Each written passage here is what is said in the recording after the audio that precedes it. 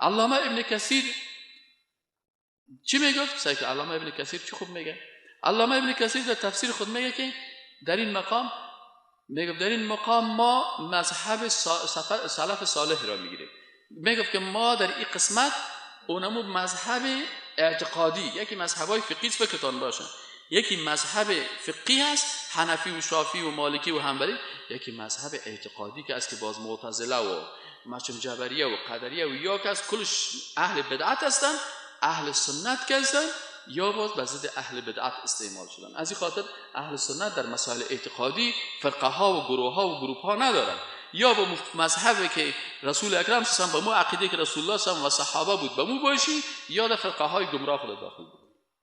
پس این میگه که ما در این قسمت همون چیزی که سلف صالح ما یعنی ابوبکر صدیق، عمر فاروق، صحابه کرام و تابعین و تابعین و آن قبولیان بدون تکییف، تشبیه و تعطیل، این ما شما خوانده بودیم که نه از کیفیتش میگیم که چه قسم است، کیفیتش غیب است ما نمیفهمیم، و نه هم تشبیه میکنیم به خاطر از اینکه او مربوط خالق میشه این مربوط مخلوق میشه، خالق با مخلوق تشبیه نمیکنیم، و تعطیلی را نمیکنیم بگیم ما این قبول نداریم به خاطر که ما نمیفهمیم، ما که نمیفهمیم قبول نداریم. این هم نیست، ما فقط آنچه که در نص هست قبول داریم، نه تعطیل میکنیم نه تشبیه میکنیم و نه تکییف میکنیم. این گپ من از گپ علامه ابن کثیر است. این علامه ابن کثیر چی میگه؟ این علامه ابن کثیر میگه که ما بدون تکییف، تشبیه و تعطیل و آنچه که ظاهرا در ذهن مشبهین میاد آن نفی میشود.